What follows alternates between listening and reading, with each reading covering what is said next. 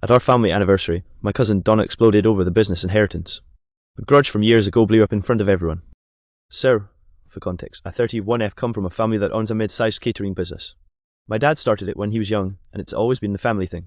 Over the years, it grew enough that my uncle, and even some cousins got involved. You'd think this would bring us closer, but honestly, it's been the opposite. My cousin Donna, 29F, has always had a chip on her shoulder about the business. Growing up, she'd say stuff like, "Of course your dad gets to be the boss, he started it. What about the rest of us?" It was half joking, half not. She's always been ambitious, but also pretty entitled if I'm being honest. Fast forward to last weekend. We were celebrating my grandparents' 50th anniversary at this fancy Italian restaurant in town. Everyone was dressed up, the wine was flowing, and for once it felt like a real celebration instead of another awkward family gathering.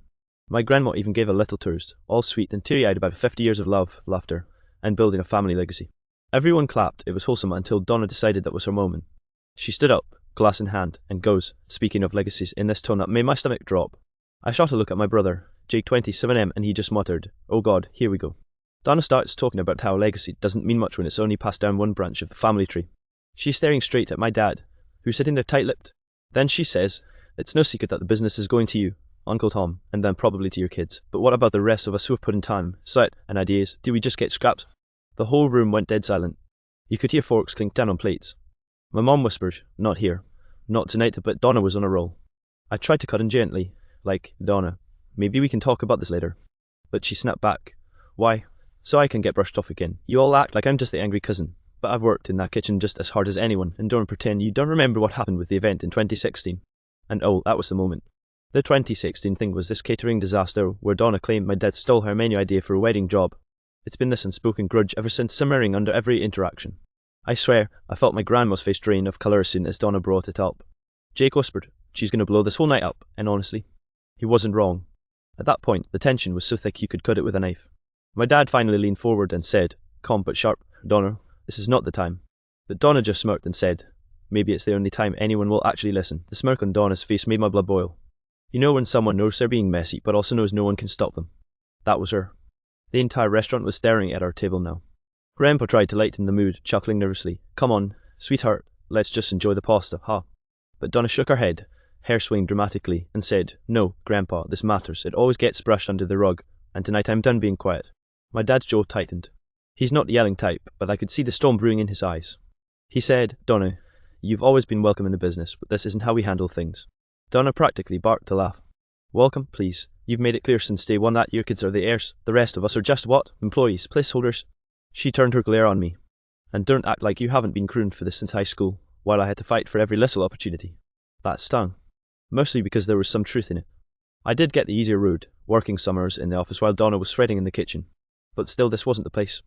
Jake, bless his dumb impulsive heart, piped up, "Donna, maybe you'd get more respect if you didn't act like a walking lawsuit every time things don't go your way." That set her off. Donna slammed her wine glass down so hard some spilled onto the white tablecloth. "Are you kidding me, Jake? You barely even show up. You think clocking in once a week gives you a say?" Mom leaned in, hissing under her breath, "Keep your voices down. This is your grandparents' night." But at this point, the dam had broken. Donna crossed her arms and looked straight at my dad.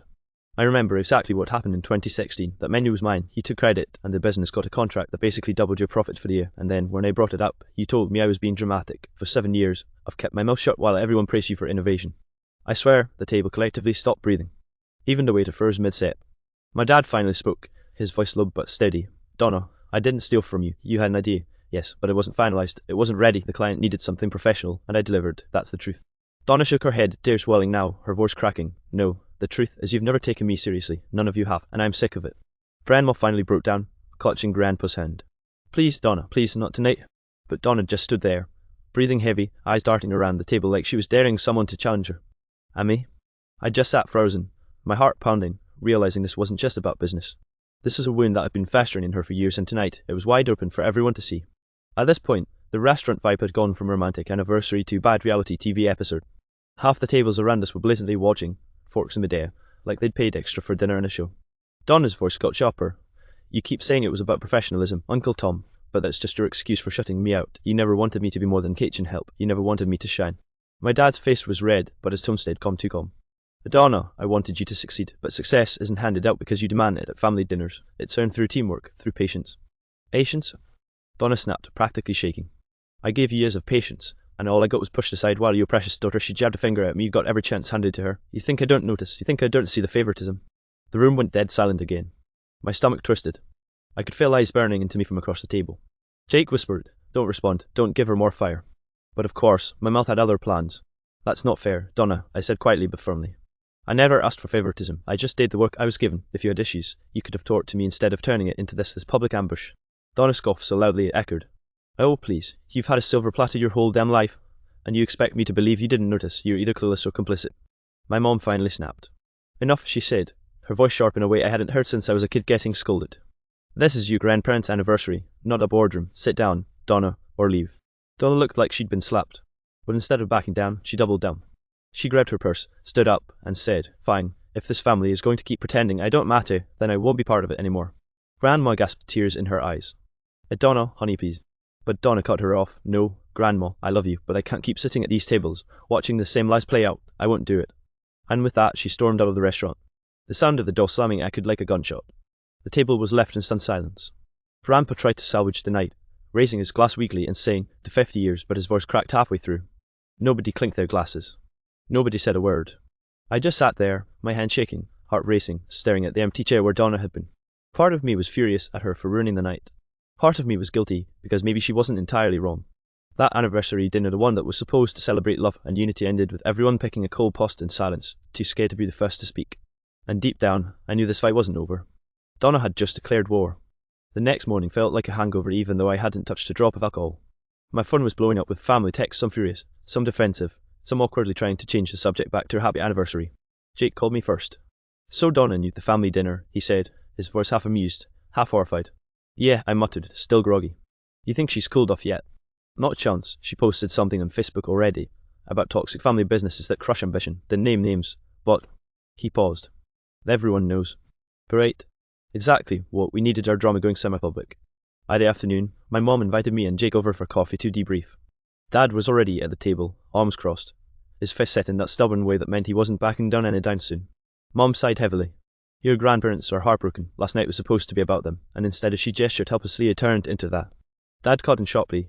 "Donna has been holding on to this nonsense for years. It was bound to explode sooner or later." I frowned. "But Dad, she wasn't wrong about feeling left out. We've all known she's bitter. Maybe we should have addressed it before it blew up." He shook his head. "You can't reason with someone who only wants power. This isn't about a menu or an event in 2016. This is about control. She wants the business." Jake, sipping his coffee, added, "She straight up told me last month she thinks she should be running the kitchen and the event side. She thinks she could modernize everything." I didn't take her seriously, but he shrugged. "Yes, I should have." Mom rubbed her temples. "Well, whether she's right or wrong, this family is fractured now. Your grandparents are devastated, and if Donna keeps stirring things up online, it could affect the business's reputation." That's when my phone buzzed again. A text from Donna herself.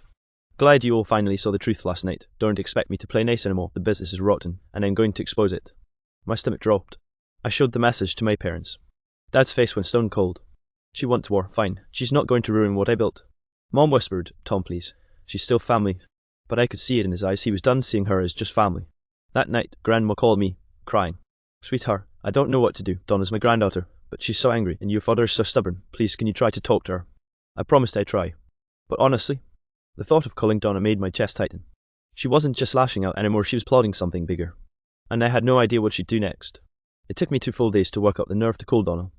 Every time I thought about dialing her number, I pictured her storming out of the restaurant, her eyes blazing, and my chest got tight. But Grandma's shaky voice replayed in my head. "Please, can you try to talk to her?" So I finally called. She answered on the 3rd ring, her voice clipped. "Oh, so you do know how to use a phone." "Donna," I started cautiously. I wanted to talk. "Can we meet up somewhere? Neutral ground." She gave a bitter laugh. "Neutral ground? What is this? A hostage negotiation?" "Donna," I said again, trying to stay calm. Grandma's heartbroken. "Can we just talk, for her sake?" A pause. Then a sigh. "Fine, but I'm not sugarcoating anything." We met at the stingy coffee shop downtown, her choice. She was already there when I walked in, sitting in the corner with her arms crossed, a black coffee in front of her. No smile, no small talk. "You got 10 minutes, she said flatly. I sat down, trying not to let her hostility get to me. "Look, Donna, I know last night was rough, but you've got to understand you brought up things no one was ready for, like Grandma and Grandpa's anniversary, of all nights." Her eyes flashed. "Oh, give me a break. You think I wanted to ruin their night? No, but if I didn't say it then, when would anyone ever listen? You all dismiss me every damn time I bring it up." "Donna, that's not fair." "Not fair?" She leaned forward, her voice sharp. Do you even know why I've held on to 2016? Do you know what really happened? I froze. You mean the mini thing? You've said Dad stole your idea.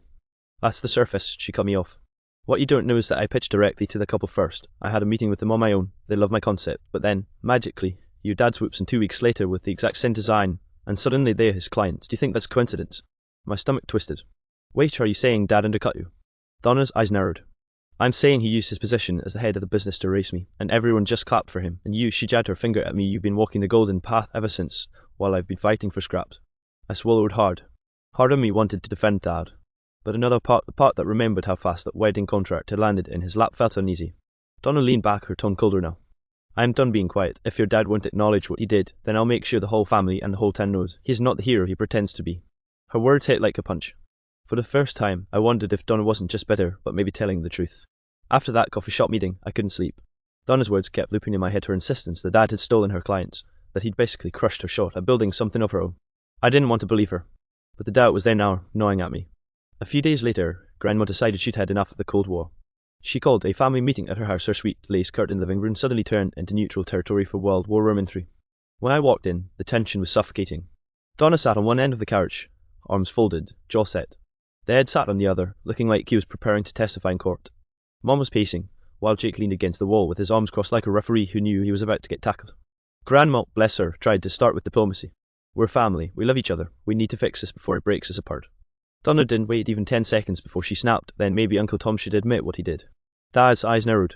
What I did, Donna? I already told you I didn't steal from you. I took your half-baked idea and turned it into something professional. Donna shot to her feet. That was my client. I met with them first. They loved my menu, and then you. She jabbed a finger toward him. You swooped in and stole it. You crushed my credibility. Mom cut in sharply. Donna, sit down. Accusing your uncle of sabotagism. Not sabotage, Donna hissed. Theft. He stole from me. The room went dead quiet. I swear even the grandfather clock stopped ticking for a second. Dad's face turned red, his voice low and dangerous. You calling me a thief? In my parents' living room? Jake muttered under his breath. Oh, this is about to get ugly. Donna didn't flinch. Yes, I am, because that's what happened. You've spent years building this image of being the honourable patriarch, but the truth is you stepped on me to get there, and everyone just let you. I finally found my voice. Dad, did you meet with those clients after Donna did? His eyes flicked to me, and for a split second, there was something hesitation. Guilt. Before he straightened his shoulders. They came to me after Donna failed to give them a solid plan. I did what had to be done. Donna let out a bitter laugh. Translation. You took credit for my work. Grandma's voice cracked. Tom, is that true? Dad didn't answer right away. The silence was worse than any words. Finally, he said, I did what was best for the business. That's when Donna's tears finally spilled over. She whispered, you don't even care, do you? You'll never admit it. And in that moment, I realized this wasn't just a grudge. This was betrayal that had never been acknowledged, festering for 7 long years. The silence after Dad's words was unbearable. Donna sat back down, shaking, tears streaming down her face. Grandma was crying too, her hands trembling as she clutched Grandpa's arm. It was like watching the foundation of our family crack right in front of me. Finally, Grandma spoke, her voice sharp despite the tears. Tom, you should have told us. You should have told her. Family doesn't hide things like that. Dad rubbed his temples, looking exhausted. Mom, I wasn't hiding anything. I was protecting the business. Donna wasn't ready to handle that contract. If I hadn't stepped in, we could have lost it entirely. Sometimes leadership means making hard calls. Donna let out a choked laugh. Hard calls? You mean stealing credit from your own niece and then pretending it was for the greater good? That's not leadership. Uncle Tom, that's selfishness. Jake finally spoke up, pushing off the wall. Okay, but let's be real, Donna. You've been holding on to this for 7 years. Even if Dad was wrong, blowing it up in the middle of Nonna and Nonno's anniversary wasn't exactly classy. Donna shot him a glare. Maybe if anyone had listened before, I wouldn't have had to. I felt like I was being torn in two. Part of me wanted to defend my dad, who had built everything from nothing. But another part of me couldn't deny Donna's pain. For once, I spoke without overthinking. Dad, I said quietly, you might have done what was best for the business, but you hurt her, and you never owned that. You just moved on, like it didn't matter, but it did matter to her. He looked at me, his face softening just slightly. You think I don't regret how it played out? I do, but regret doesn't change the past. Donna's voice cracked. All I ever wanted was for you to respect me, to acknowledge that I had ideas worth something. The room was heavy with her words. For a long moment, no one spoke. Then Grandma, with tears still in her eyes, said, family is more than business. If you let this feud destroy us, then what have we built at all? That broke something in Dad. His shoulders sagged. He looked directly at Donna and said, slowly, you're right. I should have given you credit. I should have handled it differently. I can't change what I did, but I'm sorry, Donna. It wasn't perfect. It wasn't everything she wanted, but it was the first real crack in his armor. Donna wiped her face, still angry, but softer now. I don't forgive you, not yet, but at least you finally said it. The meeting ended awkwardly, no hugs, no warm resolution. But there was a shift. The air felt a little less poisonous. As I left, I realized something. Maybe the business could survive. Maybe even the family could survive. But the grudge, that would take a lot longer to